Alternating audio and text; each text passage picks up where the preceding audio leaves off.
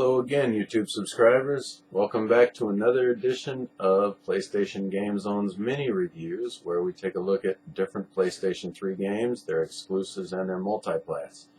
Today we're going to be taking a look at the Pioneer LaserActive. It's a console that was made back in 1993, and it was jointly created by Pioneer and Sega and NEC. And it's one big badass motherfucker. So let's take a look. Here we go.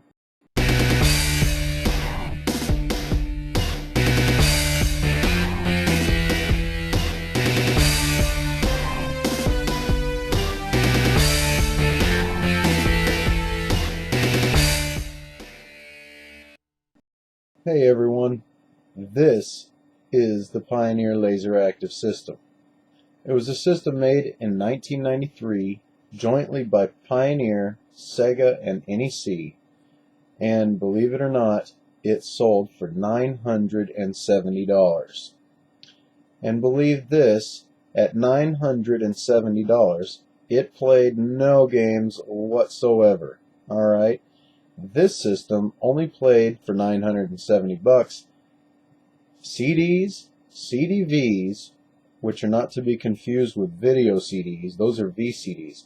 This thing played CDVs, which is a format nobody's even heard of. And it also plays Laserdisc movies.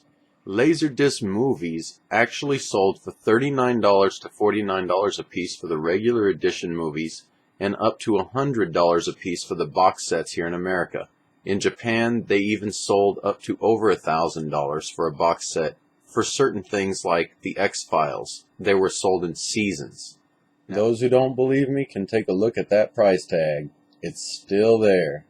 The damn movie of heavy metal, not a box set, just the regular movie, cost me $39.98 back in the day, in 1996 when I bought it. Yeah, Laserdisc movies were expensive for most people. So believe it or not, I'm sure there were at least a few people out there that bought the console, took it home, and said to themselves, "Alright, man, I just got myself the fucking coolest system ever made. But where am I supposed to put the games at? I mean, I know, it's supposed to play Sega Genesis games, but I don't know, no place to put them. Perhaps it's supposed to take these TurboGrafX Who cartridge things. Maybe it goes in there. Fuck, I don't know. It's supposed to also play these TurboGrafX CD games. I know they go in the CD thing, but what's this thing for? You open this port up. I don't know. Maybe they just go in there. Maybe just people store shit in there. Because that's pretty much what the fucking thing was good for. Big ass gaping hole with nothing in it for storing your shit. There you go. That's what it was good for. Why? Because at $970, it didn't play any fucking video games. So you're probably asking yourself, why in the world would somebody spend $970 on a system if it didn't play any video games? Well, the answer is simple. Because it does play video games. Play some of the best video games back then. Best looking anyway. In order to play video games on the system, you had to spend more money on PACs, spelled PAC. These PACs were what turned the system into other full-blown consoles. For example, you have the Sega Genesis SegaCD pack right here. With this pack, you simply insert it into the system, and once you take the pack, you put it into the system just like so. You slide it in until it clicks. And now the LaserActive is turned into a full-blown SegaCD system. Top of the line, full-blown SegaCD system. And that is where everything gets ridiculous. Why? Because in order for the system to play video games, it requires the PACs. How many PACs were released for the system?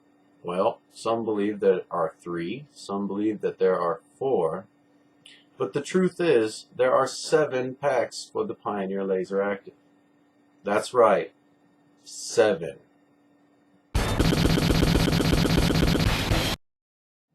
First pack we have is the US model SegaCD pack, the PAC S10, which allowed the use of the US Sega Genesis cartridges, the US SegaCD games, and the MegaLD games, which were Laserdisc games made exclusively for the LaserActive system, Sega PAC.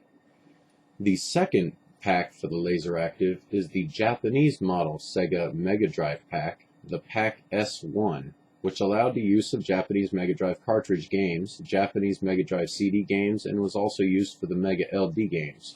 What I'm showing you here is again my US Sega CD pack, PAC S10, because I don't have the PAC S1. The PAC S1 looks identical to the PAC S10 though, only instead of saying Sega Genesis it says Sega Megadrive, and it also says S1 instead of S10. I would like you to please note both packs can play MegaLD games and are not region locked. However, some cartridge games are region locked and all SegaCD MegaCD games are as well. So, in order to fully play all Japanese and US games on the system, you would need both packs. If you just wanted to play the LaserActive Laserdisc MegaLD games, then you just need one pack. Which brings us to pack number 3. The US model TurboGrafX 16 pack, the PAC N10, which adds the use of US TurboGrafX 16 HU cards and also allows the use of any TurboGrafX 16 CD or Super CD-ROM 2 game. The CD games are region-free, so you can also play the PC Engine CD-ROM and Super CD-ROM games with this unit. That's not all though. This unit also enables the LaserActive to play the Laserdisc games that are in LD-ROM 2 format.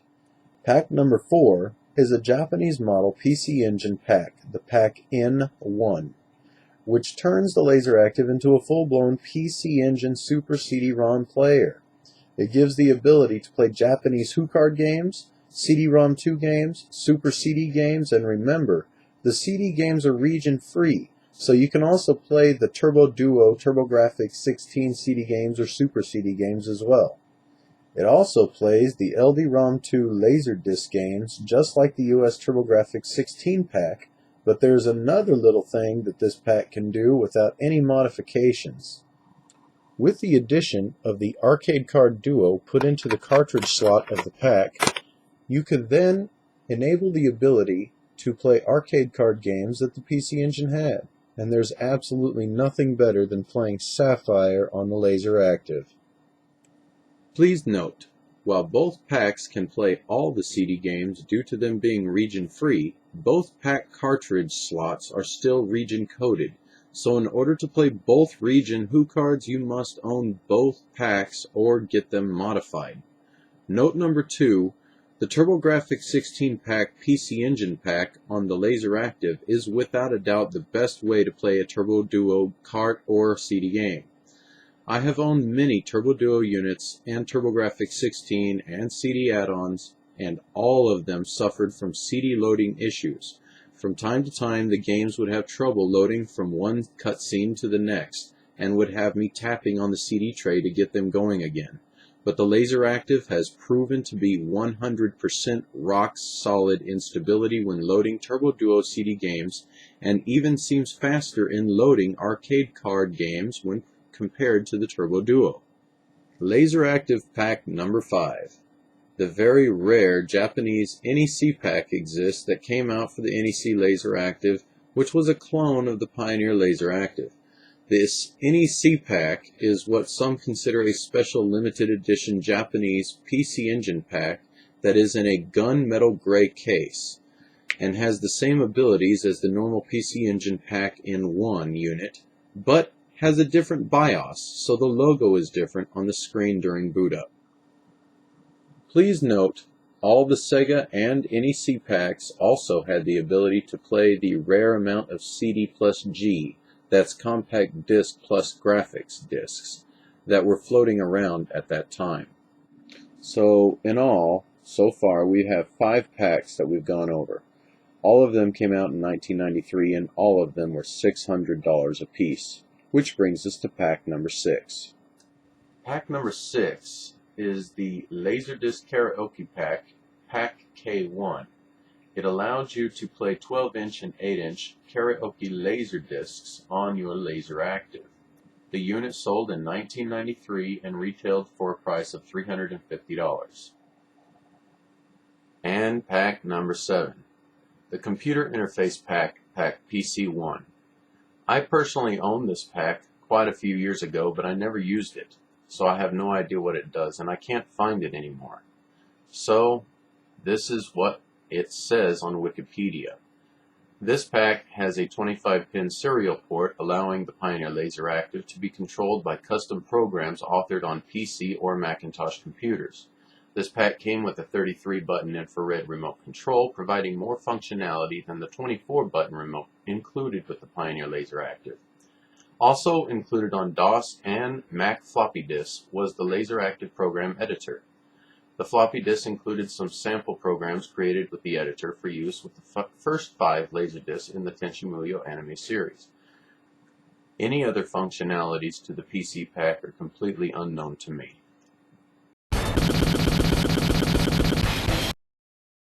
The Pioneer LaserActive system was a mediocre Laserdisc player by itself, being easily surpassed by the high-end players being sold at the time in the US and in Japan. However, it was definitely not bottom of the line either. Since the Pioneer LaserActive has the optical output in the back, it can at least output DTS soundtracks. So, compared to some players, it's better than some, and it's not as good as others. It doesn't have the AC3 Dolby Digital output on it, but it can be modified to have one. The Pioneer LaserActive also has a digital memory button to watch scenes on CLV discs in slow motion or using still images, still stepping them in reverse, forward. However, that comes at the cost of some picture quality. Therefore, when I'm watching the laser discs on the Pioneer LaserActive, I make sure that I leave the button turned off.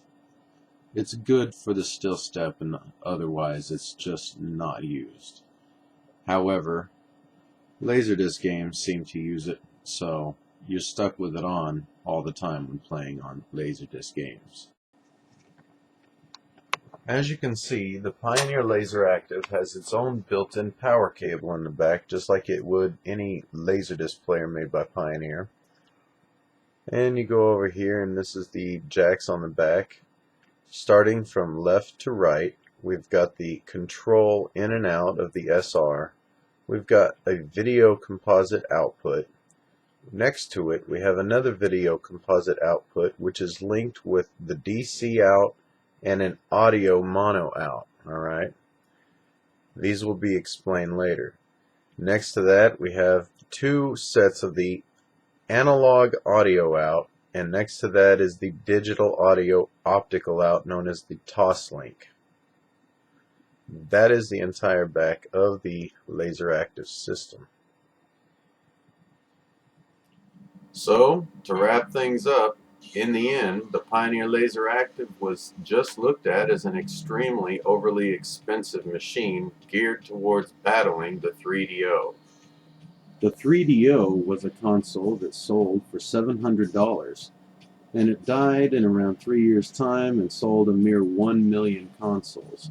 You must remember, the LaserActive didn't even play games at its $970 retail price tag. So in order to play games on the LaserActive, you had to spend at least $1,570 before tax for the system and 1 PAC. Needless to say, the console lasted nearly 2 years before folding and sold a paltry 10,000 systems, which is pathetic. Well, unfortunately, I'm out of time for this video, so please be sure to stay tuned for Volume 2 of a special look at the Pioneer LaserActive. Next time, we're going to be checking out the games on the system and the accessories. And I'm pretty sure you're not going to want to miss the next one. So, thanks for watching, and I'll see you all in Volume 2.